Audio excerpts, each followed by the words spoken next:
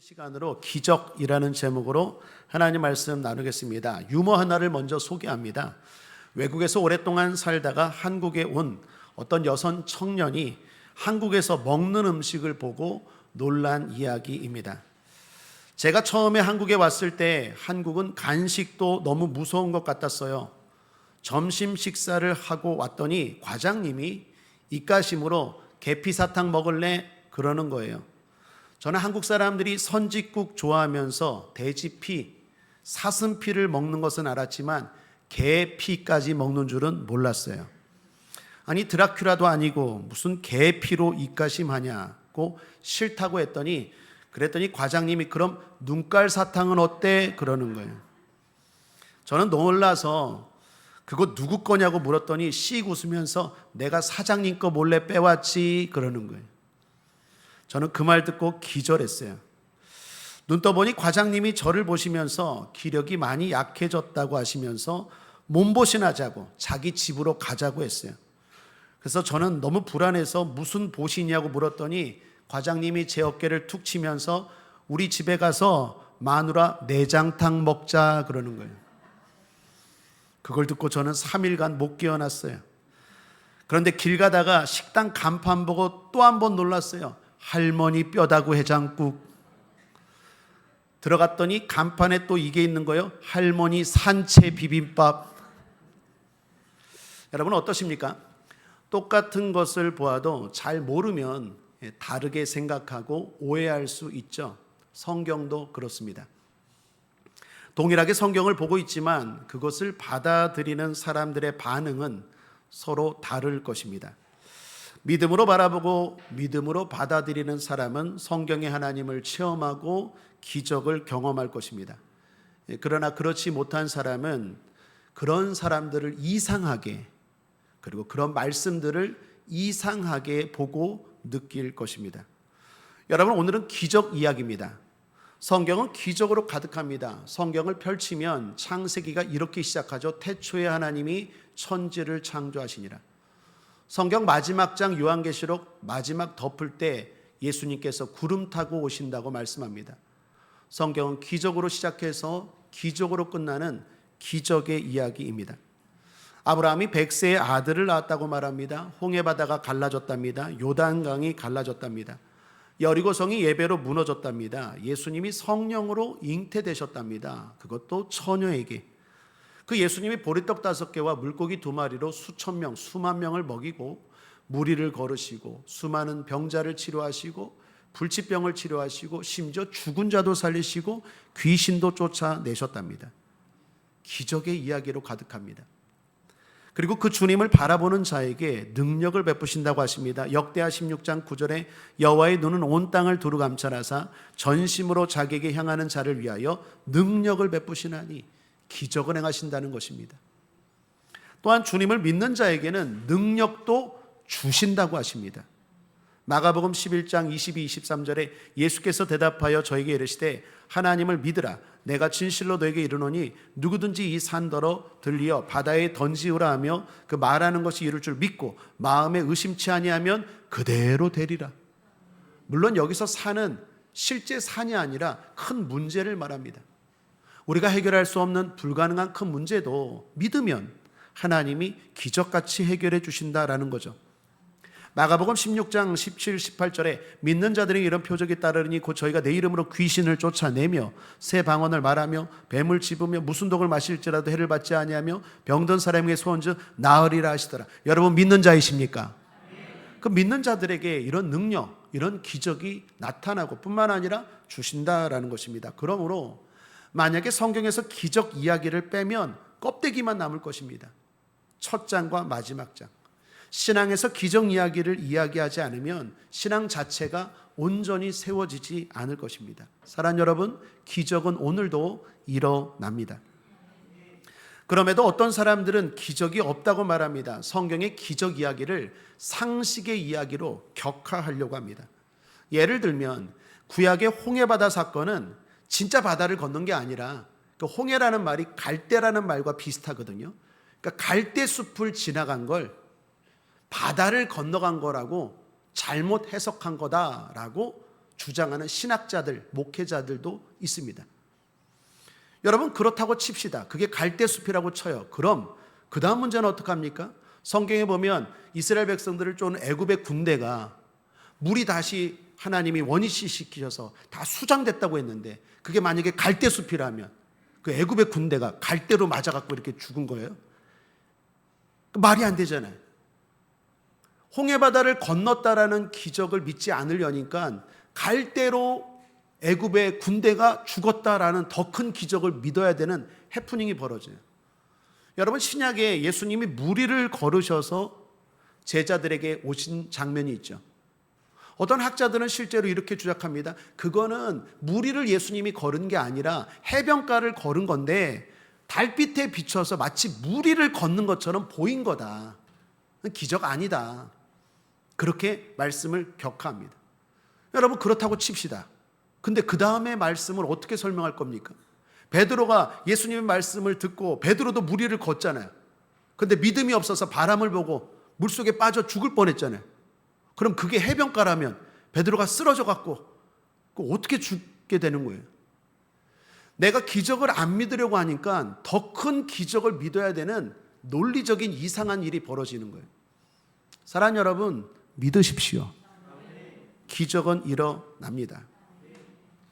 그럼에도 어떤 분들은 기적은 성경 시대로 끝났다, 지금은 아니다라고 말합니다. 그러면서 주장하기를 기적은 결코 일어나지 않으며 일어나서도 안 되는 자연 법칙에 위반되는 현상이라고 말합니다. 그분들은 기적을 바라는 대신 참고 견디고 노력하고 실력 쌓고 신앙생활하는 것이 더 중요하다라고 말합니다. 여러분, 어떻게 생각하십니까?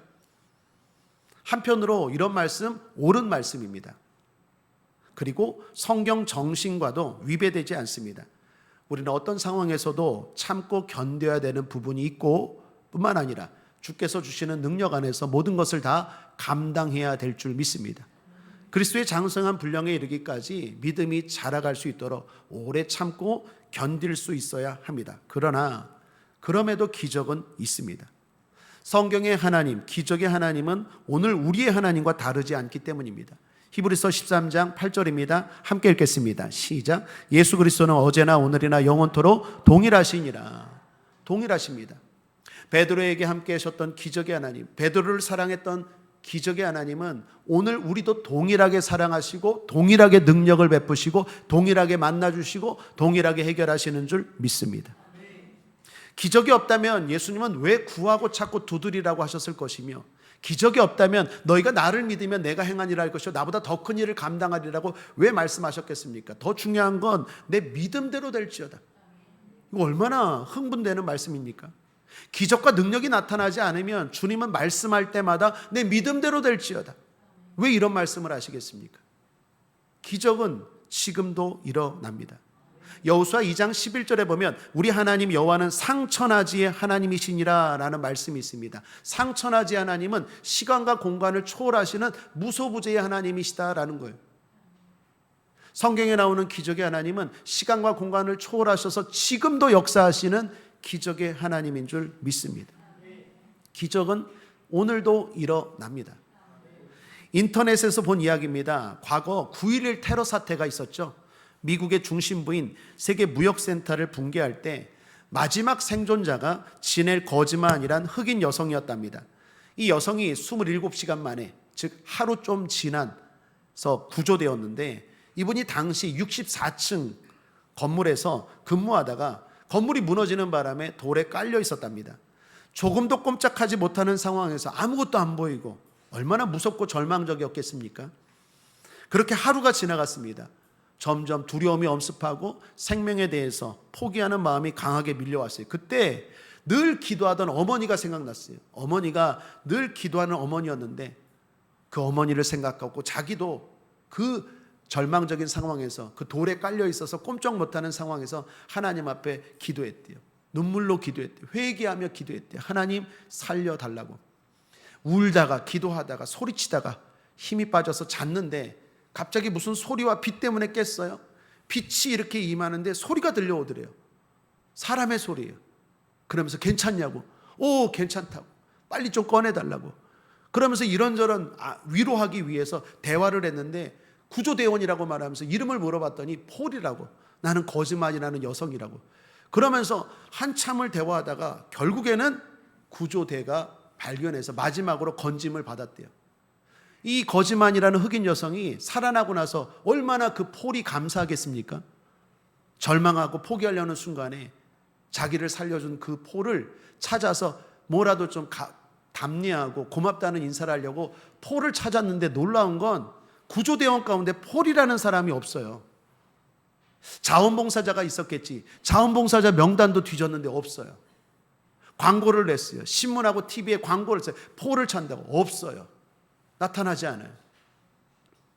거짓말이 말합니다. 하나님이 살리신 거라고. 내가 살아낸 건 기적이라고. 한동대 초대 총장이었던 김영길 박사의 간증입니다. 그는 본래 무신론자이자 과학자였습니다. 그런데 결혼할 때 아내가 교회 나가지 않으면 결혼 안 해. 그랬더니 그러면 교회 나갈게. 교회를 나간다는 조건으로 결혼을 했답니다. 결혼을 하고 나서 지켜야 되잖아요.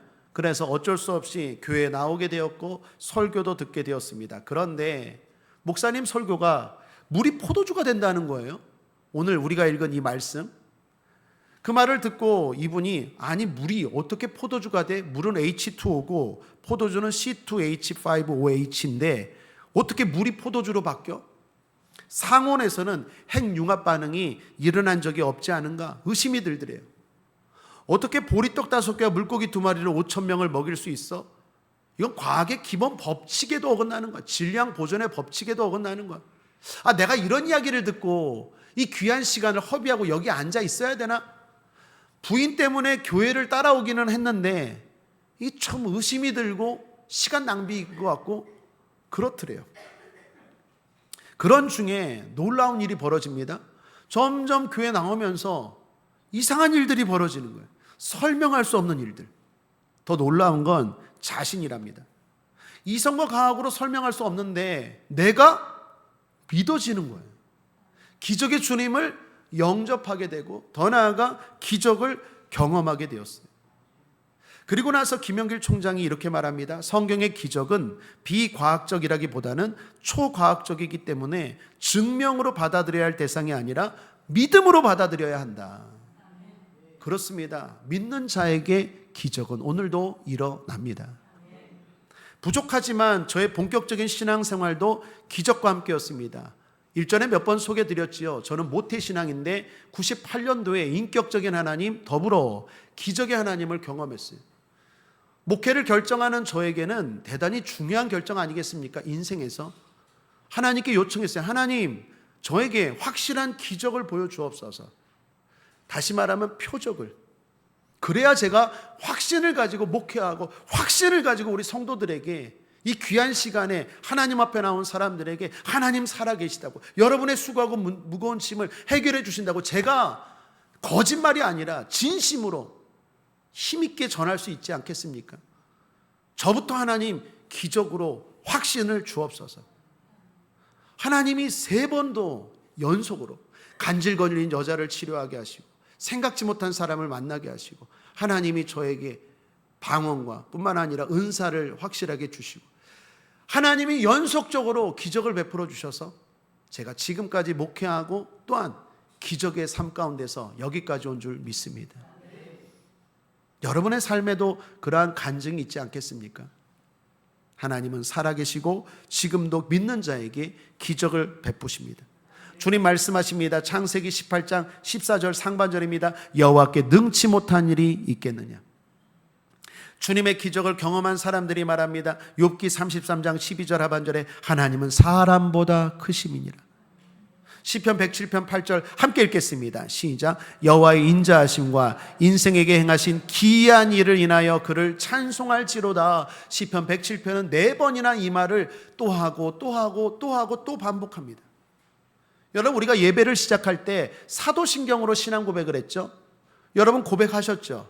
시작이 어떻게 됩니까? 전능하사 천지를 만드신 하나님을 내가 믿사오며. 신앙의 출발은, 예배의 시작은 기적에 대한 고백으로 시작합니다. 기적을 믿는 자들이 하나님 앞에 나아가는 것이 예배입니다. 그러므로 기적은 일어나고 오늘도 믿는 자에게 나타나는 것입니다. 자, 그렇다면 그 기적을 어떻게 경험할 수 있을까요?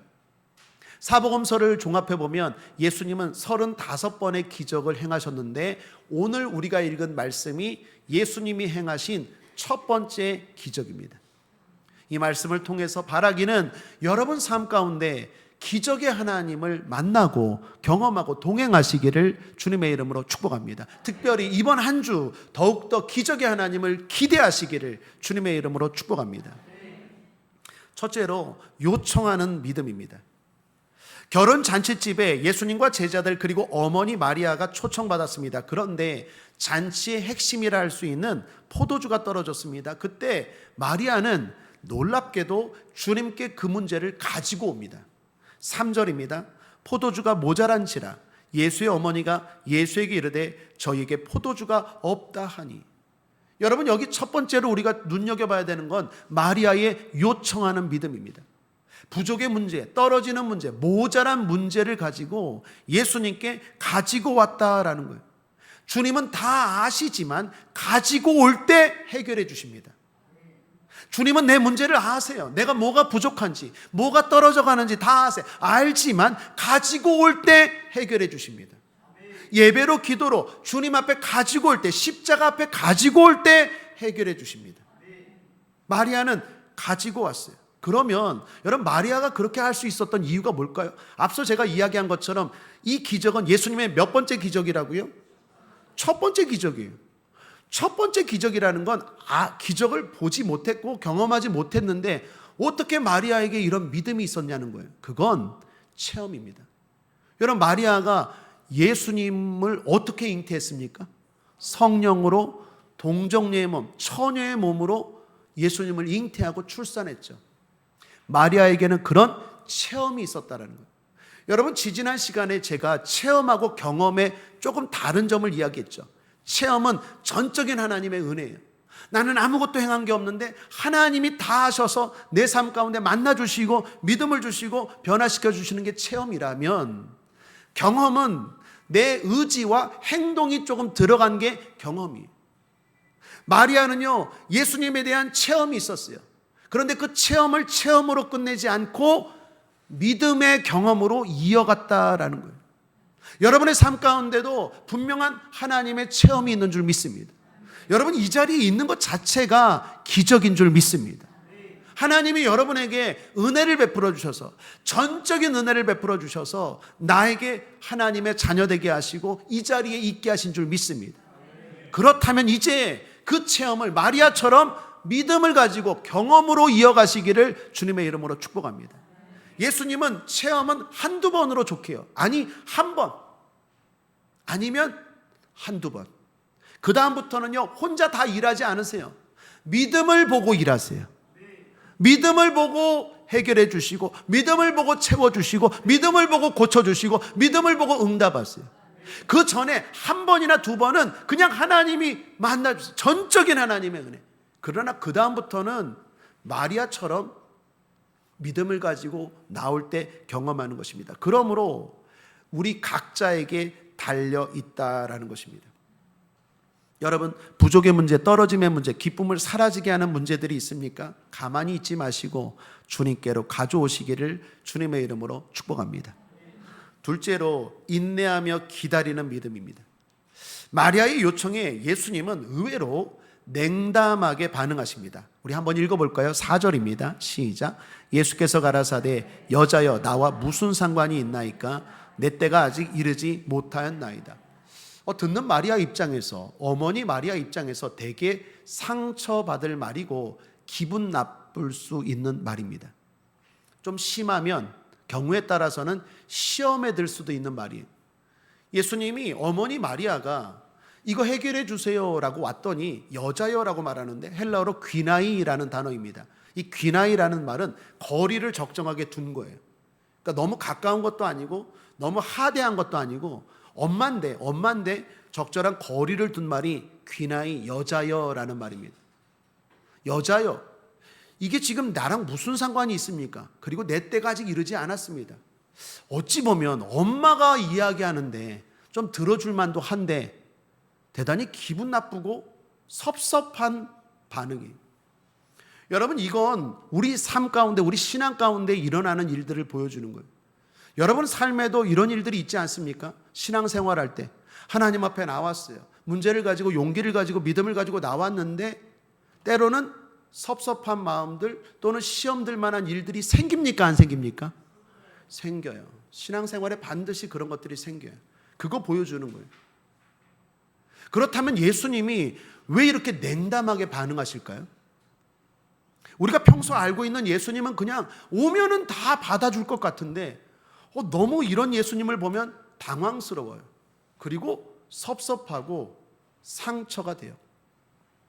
예수님이 이렇게 반응하실 때는요, 세 가지를 생각하셔야 돼요. 첫 번째는 신분 때문에 응답이 주어지지 않는다는 걸 가르쳐 주시기 위함입니다. 여러분, 마리아는 예수님의 누구라고요? 어머니. 어머니니까 다 응답해 주신다? 아니에요. 오늘날로 말하면 목사니까 응답해 주신다? 권사니까 응답해 주신다? 안수집사니까 응답해 주신다? 교회 오래 다녔으니까 응답해 주신다? 아니에요. 응답은 기도할 때 응답해 주세요. 그래서 기도하는 목사가 중요하고, 기도하는 권사님이 중요하고, 기도하는 안수집사님이 중요하고, 기도하는 성도가 중요한 거예요. 신분 때문에 무조건 하나님은 응답해 주신다? 아니에요. 오래 교회를 다녔다고 응답해 주신다? 아니라니까요. 주님 앞에 나올 때 응답해 주시는 거예요. 아무리 어머니여도 기도할 때, 믿음을 가지고 주님 앞에 나올 때 응답해 주신다는 걸 주님은 가르쳐 주시기 위해서 이렇게 하시는 줄 믿습니다. 두 번째로 생각할 것은 진짜 믿음인지 더 큰 믿음인지 확인하기 위해서, 시험하기 위해서입니다. 이 사람이 나오긴 나왔어요. 그런데 진짜 믿음이 있는지, 기도는 해요. 교회는 왔어요. 그런데 진짜 나를 믿는지 안 믿는지, 나의 능력을, 기적을 믿는지 안 믿는지, 그 믿음이 진짜인지 아닌지, 굳건한 믿음인지 아닌지, 알곡과 같은 믿음인지 아니면 가라지같이 그냥 가벼운 믿음인지 때로는 테스트해보기 위해서 이럴 때가 있어요. 여러분, 수로보니게 여인도 그랬잖아요. 수로보니게 여인이 귀신 달린 딸이 있어서 주님 앞에 왔을 때 예수님이 어떻게 합니까? 놀랍게도 개 취급했어요. 수로보니게 여인에게 개들 취급했을 때 수로보니게 여인이 개들도 상에서 떨어지는 부스러기라도 먹지 않습니까? 주님, 나에게 부스러기라도 주옵소서. 그때 예수님이 어떻게 합니까? 아, 진짜 믿음이 있구나. 너는 진짜 믿음이 있구나. 진짜 믿음을 가지고 나왔구나. 확인하는 거예요. 여러분, 수로보니게 여인뿐만 아니라 모세도 마찬가지입니다. 하나님이 모세에게 불평하는 이스라엘 백성들 다 사라지게 하고 죽이고 새로운 백성을 붙여주겠다 했을 때 모세가 어떻게 합니까? 생명 걸고 하나님 앞에 기도하죠. 아닙니다, 주님. 끈질기게 기도하죠. 그때 하나님이 모세의 믿음을 인정하십니다. 소돔과 고모라 성을 멸망시키려고 할 때 하나님이 왜 아브라함 집 앞을 지나갈까요? 의도가 있는 거죠. 아브라함이 어떻게 합니까? 의인이 있는데 의인까지 다 죽이시겠습니까? 끈질기게 기도하죠. 그리고 어떻게 해요? 아브라함의 믿음이 진짜 믿음이라는 걸 확인하시죠. 히스기야 왕도 그렇습니다. 히스기야 왕이 하나님이 말씀하신 거예요. 다른 사람이 말씀한 것도 아니라 하나님이 말씀하셨습니다. 너 이제 죽는다. 정리하고 이제 죽어라. 그때 히스기야가 아멘 했습니까? 그렇지 않아요. 히스기야는 믿음의 사람들은 하나님의 본심을 읽을 줄 알아요. 하나님의 마음을 읽을 줄 알아요. 하나님이 내 믿음을 보길 원하시는구나. 히스기야가 어떻게 반응합니까? 열왕기하 20장 2절입니다. 히스기야가 낯을 벽으로 향하고 여호와께 기도하여 가로되, 낯은 얼굴입니다. 얼굴을 벽으로 향하고 전심으로 하나님 앞에 기도했대죠. 그때 하나님의 반응입니다. 함께 읽겠습니다. 열왕기하 20장 5절입니다. 시작. 너는 돌아가서 내 백성의 주권자 히스기야에게 이르기를, 왕의 조상 다윗의 하나님 여호와의 말씀이 내가 내 기도를 들었고 내 눈물을 보았노라. 내가 너를 낫게 하리니 내가 3일 만에 여호와의 전에 올라가겠고. 결국 히스기야는 15년을 더 삽니다. 하나님이 때로는요 냉담하게 차갑게 대할 때가 있어요. 신앙생활하면서 때로는 냉담하고 차가운 것들을 경험할 때가 있어요. 그때는요, 하나님이 내 믿음이 진짜인지 아닌지 살펴보고 테스트할 때는 거예요. 마지막 세 번째는 좋은 것이기 때문입니다. 주님이 주시는 건 좋은 건데 좋은 걸 좋은 것으로 알고 받아들이게 하기 위해서 때로는 주님이 예상치 못하는 반응을 보이는 것입니다. 자, 중요한 건 마리아의 반응입니다. 여러분, 마리아는 이러한 예수님의 태도 어떻게 반응합니까? 함께 1절 5절입니다. 시작. 그 어머니가 하인들에게 이르되 너에게 무슨 말씀을 하시든지 그대로 하라 하니라. 마리아는 예수님의 마음을 읽은 거예요. 시험 들지 않아요. 상처받지 않아요. 거절을 거절로 생각하지 않아요. 마리아는 포기하지 않고 하인들에게 말합니다. 분명히 예수님이 어떤 지시를 할 거를 믿고 하인들에게 말한 거예요. 무슨 말씀을 하실 거야. 예수님이 무슨 말씀을 하시든지 너희들은 듣고 그대로 하라라고 물러서지 않고 주님 앞에 나아갑니다. 사랑하는 여러분, 포기하지 마십시오. 거절당할 때 시험 들지 마십시오. 생각지 못한 신앙의 어려움이 다가올 때 냉담함을 느끼고 차가움을 느껴질 때 숨지 마십시오. 하나님은 우리에게 때로는 이런 것들을 경험하게 하셔서 내가 어떻게 반응하는지를 보길 원하세요. 마리아처럼 반응할 수 있게 되길 바랍니다. 거절과 포기와 결단이라는 한자는요, 뜻이 동일합니다. 둘 다 잘라내고 끊고 버린다라는 뜻입니다. 그런데 대상이 달라요. 포기는 가능성을 잘라내서 던져버리는 것을 의미한다면 반면에 결단은 가능성을 위해 나머지 것을 잘라내서 끊어버리는 것을 의미합니다. 우리도 어떤 어려움을 만나면 잘라내고 끊어버리고 싶을 때가 있죠. 너무 힘들어서. 그때 가능성을 잘라내는 포기를 선택하느냐 아니면 가능성을 위해 다른 것을 잘라내는 결단을 선택하느냐에 따라 인생이 달라집니다. 뭘 잘라내시겠습니까?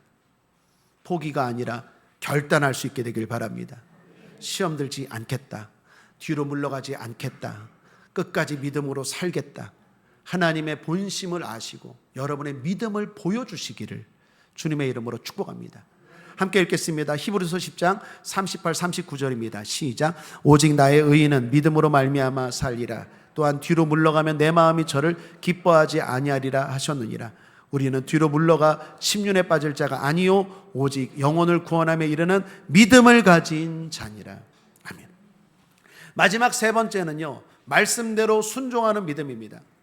자, 마리아의 지시에 하인들은 순종합니다. 그들은 예수님의 말씀대로 물 항아리에 물을 가득 채웠어요. 성경은 6통의 물을 가득 채웠다고 하는데 양으로 따지면 1000리터 정도입니다. 그러니까 엄청 힘들었을 거예요. 뭐 호수가 있는 것도 아니고 수도가 있는 것도 아니고 계속 날라서 채웠을 거예요. 채우는 것도 육체적으로 힘들지만 심적으로는 더 힘들었을 거예요. 왜요? 이 예수님이 시킨 거예요. 듣도 보도 못한 예수님이 갑자기 나타나서 그 예수님의 어머니 마리아도 그렇고 갑자기 이런 것들을 시키는 거예요. 여러분, 주인도 아니에요. 연회장, 나중에 보면 연회장에 나오는데 잔치를 주관하는 연회장도 아니라 예수님의 어머니고 예수님이 시키신 일이에요. 하인들은 기분이 나빴을 거예요. 보지도 못한 사람들이 갑자기 뭐 이런 것들을 시켜? 이럴 수 있겠죠. 그리고 불순종할 수도 있어요. 그런데 그러한 감정을 뛰어넘어 하인들은 순종합니다. 더 나아가 이 상식에도 맞지 않는 일이에요. 여러분, 물을 채우라고 했던 그 물통 있죠. 그 물통은요, 씻는 통이에요. 이스라엘 백성들은 정결을 되게 중요하게 여겨서 정결법까지 만들고 지키는 사람들입니다. 그래서 각 집마다 이 물통이 있는데 항아리예요. 그 물통은 이스라엘의 대부분은 땅이 뭡니까? 광야 아니면 사막이니까 먼지가 많잖아요. 그러니까 정결을 중요하게 여기는 사람들이기 때문에 각 집마다 항아리에 씻는 물을 둔 거예요. 그래서 거기서 씻고 들어가는 거예요. 그러니까 이 물은 먹는 물입니까? 씻는 물입니까? 씻는 물인데다가 하객들은 포도주를 원합니까? 물을 원합니까? 포도주를 원해요. 그 상식에도 어긋날 뿐더러 이거 포도주를 원하는 사람에게 물도 아니라 씻는 물을 갖다 줬다가는 하인들은 큰일 날 수 있어요. 심하면 이거 죽을 수도 있어요. 모욕했다고. 이 잔치 자리를 모욕했다고 죽을 수도 있는 상황입니다. 그런데 놀라운 건, 그리고 은혜가 되는 건 하인들이 순종했어요. 그리고 성경은 이렇게 말합니다. 8절입니다. 이제는 떠서 연회장에게 갖다 주라 하심에 갖다 주었더니. 저는 이게 너무 은혜가 돼요. 성경이 아주 간단하게 기록해요. 갖다 주라 하심에 갖다 주었더니. 한번 따라하겠습니다. 갖다 주라 하심에 갖다 주었더니. 이게 너무 은혜가 돼요. 왜 갖다 줘야 됩니까? 이거 갖다 줬다가 우리가 죽을 수도 있어요. 뭐 말이 없어요. 토가 없어요. 그냥 아멘이 아멘. 이게 기적을 경험하는 순종이. 이거 상식적으로 맞지 않습니까? 이게 뭐 틀린 거 아닙니까? 말이 없어요. 말이. 여러분, 기적을 경험하길 원하십니까? 지성과 이성을 뛰어넘기를 주님의 이름으로 축복합니다. 상식을 뛰어넘기를 축복합니다. 말이 없어요. 무슨 토가 없어요. 주님, 내가 이걸 갖다 줬다가 죽을 수도 있어요. 주님 뭐 책임져 주실 거예요? 아니면 이거 뭐 어떻게 될 건데요? 뭐 얼마나 갖다 줘야 되는데. 말이 없어요. 그냥 갖다 주라 하심에 갖다 주었더니. 그냥 심플해요. 간단해요. 기적은 그럴 때 나타나는 거예요. 나를 뛰어넘는 기적이, 내 감정을 뛰어넘고 내 상식을 뛰어넘을 때 나타나는 게 기적이에요. 여러분, 실제로 기적 자체가 그런 거 아닙니까? 내가 해결할 수 없으니까 주님의 기적을 바라는 거 아니겠어요? 그 기적을 바라면서 자기는 상식적인 이야기를 해. 그러면 어떻게 말이 안 맞잖아요. 나를 뛰어넘는 기적을 바라는 사람들이 상식의 이야기를 하고 감정을 못 이겨. 그럼 어떻게 기적을 경험하겠습니까? 하인들은 갖다 주라 하심에 갖다 주었더니. 너무 은혜가 돼요. 우리 국제하모니교회 성도님들과 제가 주님 앞에 이런 순종할 수 있기를 주님의 이름으로 축복합니다. 더 나아가 주님이 왜 하인들에게 이러한 수고와 노력들을 요구했을까요? 사실 주님에게 힘이 부족합니까? 하인들의 이런 수고와 노력이 없어도 주님 혼자서 다 기적을 일으킬 수 있어요. 그럼에도 불구하고 하인들에게 채워라, 갖다 주라 한 이유는 뭘까요? 주님의 기적에 동참하라는 거예요. 초청하는 거예요. 내가 기적을 행할 텐데 너희들도 참여하여서 그 기쁨을 누리라는 거예요. 더 중요한 건 뭔지 아십니까? 믿음입니다. 너희가 기적을 경험하고 내가 대항할 것이다. 그런데 너희가 기적을 경험하고 믿음을 키우라는 거예요. 여러분, 이건 오늘날 우리도 마찬가지입니다. 하나님이 우리의 능력과 우리의 힘과 우리의 물질이 필요해서가 아니에요. 하나님은 혼자서도 다 하실 수 있는 줄 믿습니다. 그런데 왜 그걸 요구하실까요? 그 영광을 함께 누리기를 원하세요. 더 나아가 더 중요한 건 그걸 통해서 너희들 믿음을 가지라는 거예요. 왜 이 믿음이 중요할까요? 나중에 구절을 보시면 성경은 연회장과 하인들을 비교하면서 이렇게 말합니다. 연회장은 물로 된 포도주를 맛보고 어디서 났는지 알지 못하되 물도온 하인들은 알더라. 함께 따라하겠습니다. 알지 못하되 알더라. 이 두 가지를 지금 대조하는 거예요. 비교하는 거예요. 연회장은 포도주, 물을 갖다 줬는데 포도주였어요. 근데 맛이 너무 좋은 거예요. 연회장은 기적을 체험했어요. 그러나 알지 못해요. 이걸 누가 만들었는지도 알지 못하고 어떻게 이루어졌는지 알지 못해요. 그러나 하인들은 어때요? 알아요. 이게 왜 중요할까요? 그 다음에 또 부족의 문제가 생길까요? 안 생길까요? 생겨요. 우리도 마찬가지입니다. 오늘 한번 기적을 체험하고 오늘 한번 기적의 주님을 만나는 게 중요한 게 아니라 인생은 문제의 연속이에요. 자녀의 문제가 해결되면 질병의 문제가 생기고 질병의 문제가 해결되면 물질의 문제가 생기고 인생이 그렇지 않습니까? 삶의 연속은 문제의 연속인데 그 문제가 어떤 문제가 다가올지라도 믿음만 있으면 치료되고 해결되고 응답되고 길이 열릴 줄 믿습니다. 그런데 그 믿음이 어떻게 생기느냐는 거예요. 하인들은 믿음이 생겼어요. 왜요? 순종하고 동참했기 때문에 알아요. 이게 어떻게 생겼는지 어떤 방법으로 생겼는지 하인들은 알아요. 그러나 연회장은 몰라요. 그냥 한 번 딱 경험하고 끝. 그 다음에 문제가 생겼을 때 연회장은 어떻게 반응할까요? 믿음의 반응이 아니라 인간적인 반응을 하겠죠. 그러나 하인들은 믿음으로 반응하고 기적을 경험할 확률이 높은 거예요. 성경은요, 특별히 요한은 이 이야기를 계속 대조하면서 이끌어갑니다. 하나만 소개하면 요한복음 2장을 읽었는데 바로 다음 장 3장에 보면 니고데모라는 사람이 나와요. 니고데모가 예수님과 함께 대화하는 장면. 니고데모는 참고로 종교 지도자입니다. 존경받는 지도자였는데 그 대화 가운데 예수님이 이런 말씀을 하세요. 결론적으로 요한복음 3장 10절입니다. 함께 읽겠습니다. 시작. 예수께서 가라사대 너는 이스라엘의 선생으로서 이러한 일을 알지 못하느냐. 요한복음은 계속해서 이걸 갖고 아는 자와 알지 못하는 자, 알지 못하고 경험한 자와 알고 경험한 자. 우리 국제하모니교회 성도님들은 알고 경험하시길 바랍니다. 그러면 어떤 문제가 와도 이제 두렵지 않아요. 왜요? 믿음이 있으니까. 그러나 믿음이 없으면 그냥 한번 경험하고 끝. 그 다음에 문제는 또 해결하지 못하고 어려운 거예요. 그러므로 사랑 여러분, 하인들처럼 순종할 수 있는 믿음 배우고 우리도 실천할 수 있길 바랍니다. 그래서 덧붙인다면 순종에서 주의해야 하는 것이 있습니다. 그게 바로 나름대로 순종, 마음대로 순종이에요. 여러분, 우리가 하나님 앞에 순종할 때 1.1획도 틀림없이 그대로 하는 것이 중요해요. 이 하인들처럼. 태초에 하와가 실패한 것도 이겁니다. 사탄이 유혹을 했죠. 선악과를 따먹으라고 유혹했죠. 그때 아담이 아니라 하와에게 먼저 접근을 했어요. 다 사탄의 생각이 있는 거예요. 계략이 있는 거예요. 아담보다는 하와의 믿음이 연약할 걸 안 거예요. 그리고 쓱 찔러봅니다. 하나님이 하신 말씀을 얼마나 그대로 지키고 순종하는지 쓱 찔러봐요. 하나님이 하신 말씀을 한번 먼저 읽어보면 창세기 2장 16, 17절입니다. 여호와 하나님이 그 사람에게 명하여 가라사대 동산 각종 나무의 실과는 내가 임의로 먹되 선악을 알게 하는 나무의 실과는 먹지 말라. 내가 먹는 날에는 정령 죽으리라 하시니라.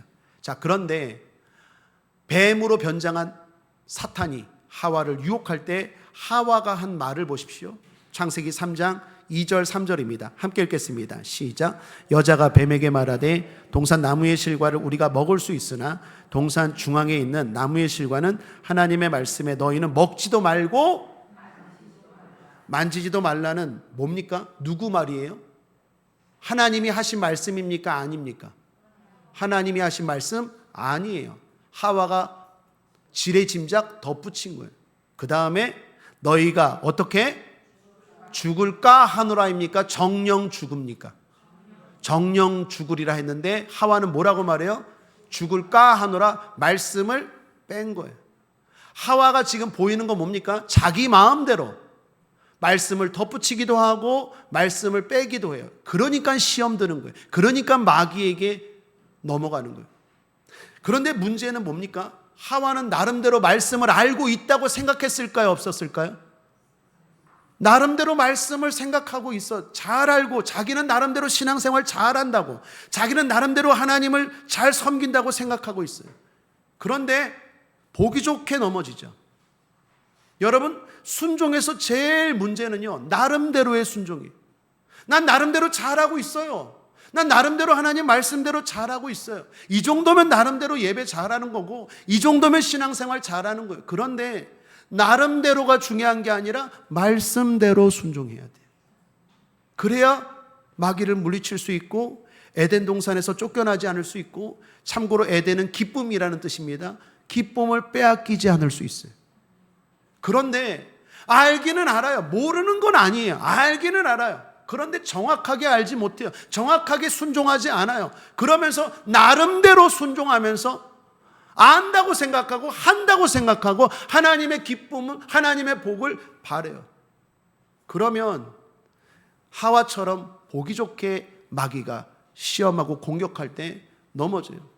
그리고 그 결과는 에덴 동산에서 쫓겨나요. 에덴 동산에서 쫓겨났다는 건 기쁨을 빼앗긴다라는 거예요.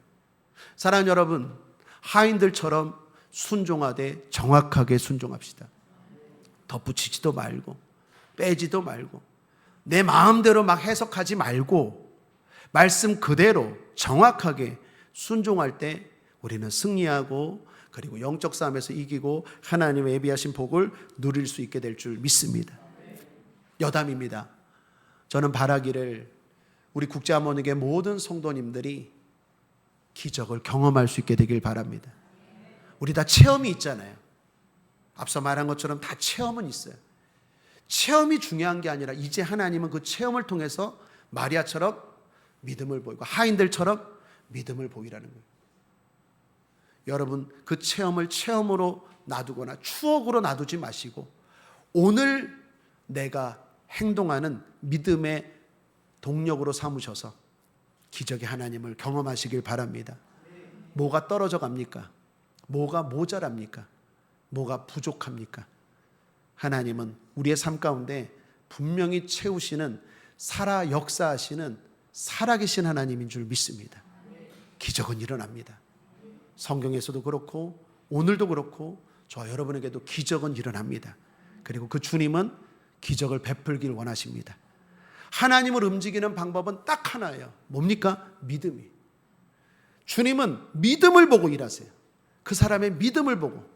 그런데 우리의 믿음이 마리아와 같은지 하인들과 같은지 오늘 요한복음 2장의 첫 번째 나타난 이 기적에서 보여주는 이 믿음에서 나는 뭐가 부족한지를 살펴보고 온전한 믿음을 통하여 기적의 하나님을 여러분 삶 가운데 초청하시기를 주님의 이름으로 축복합니다. 말씀을 정리합니다. 함께 읽겠습니다. 시작. 행복한 성도 56번째 시간으로 기적이라는 제목으로 은혜를 나누었습니다. 성경의 기적의 하나님은 오늘도 기적을 베푸시는 하나님이십니다. 기적을 경험하는 방법은 오직 믿음입니다.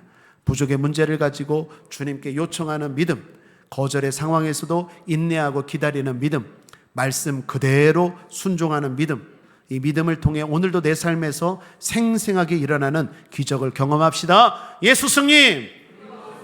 아멘. 기도하겠습니다. 좋으신 하나님 아버지, 오늘 우리 사랑하는 성도들의 믿음을 보시고 기적을 베풀어 주시옵소서. 감사드리며 예수님의 이름으로 축복하고 기도했습니다. 아멘.